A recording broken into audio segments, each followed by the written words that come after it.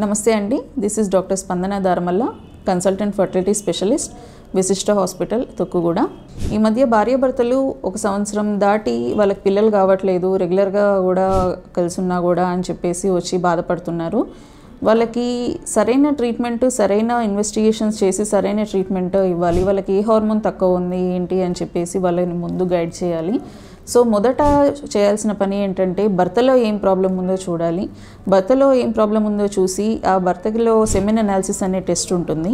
So ఆ semen analysis టెస్ట్లో వాళ్ళలో ఎంత స్పర్మ్ కౌంట్ ఉంది, ఎంత వాల్యూమ్ ఉంది, ఎంత మొటిలిటీ ఉంది, దాన్ని బట్టి మనము ఫస్ట్ డిసైడ్ చేయాలి. మగవాళ్ళలో ఏ ప్రాబ్లము లేదు అంటే ఆ తర్వాత ఆడవాళ్ళలో డే 2లో వాళ్ళకి పీరియడ్ అయిన డే 2లో వాళ్ళ day 2 hormones FSH, LH, thyroid, prolactin, oestrogen, progesterone, oestradiol, ఈ హార్మోన్స్ వాళ్ళకి టెస్టులు చేయాలి.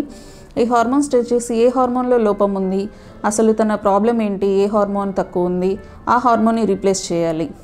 డే 2 నుంచి ఆ హార్మోన్ని ఇచ్చి ఆ హార్మోన్ని తన అండాశయం నుంచి అండం ఎందుకు విడుదల కావట్లేదు, అసలు విడుదల అయ్యేదానికి కారణాలు ఏంటి, విడుదల అవ్వడానికి కారణాలు ఏంటి చూసి ఆ హార్మోన్ని రీప్లేస్ చేయాలి.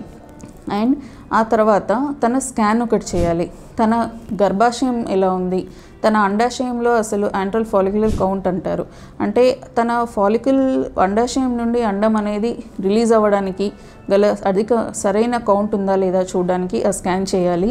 ఆ స్కాన్ సరిగ్గా ఉంది, యాంట్రల్ ఫాలిక్యులర్ కౌంట్ నార్మల్గా ఉంది, వాళ్ళు రెస్పాండ్ అవుతారు ట్రీట్మెంట్కి, FSH, LH, ట్యూబల్ ప్రాబ్లమ్స్ ఏమీ లేవు అని మనం నిర్ధారించుకున్న తర్వాత వాళ్ళకి హార్మోనల్ ట్రీట్మెంట్ ఇచ్చి వాళ్ళ హార్మోన్స్ కరెక్ట్ చేసి, FSH, LH హార్మోన్స్ కరెక్ట్ చేసి డే 7 నుంచి వాళ్ళని ఆ అండాశయం నుండి అండం ఎంత పెరుగుతుంది, దాని సైజ్ ఎంత పెరుగుతుంది, అది విడుదల అవ్వడానికి రెడీగా ఉందా, అది 18 నుండి 20 mm వచ్చిన తర్వాత దాన్ని మనం ట్రిగ్గర్ ఇచ్చేసి ఆ అండాశయం నుండి అండం విడుదలైన తర్వాత భార్యాభర్తల్ని దగ్గర ఉండమని చెప్పి ఆ తర్వాత వాళ్ళిద్దరికి ఒక 14 రోజులు టైం ఇచ్చి ఆ తర్వాత పిలుస్తామండి.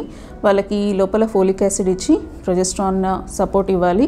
ఆ తర్వాత వాళ్ళని మళ్ళీ పిలిచి మనం UPT చూపించాలి. UPT చూసి ఆ రిజల్ట్ పాజిటివ్ రిజల్ట్ అయ్యేటట్టు చేస్తాము. మరిన్ని వివరాల కోసం సంప్రదించండి విశిష్ట హాస్పిటల్ తొక్కుగూడ.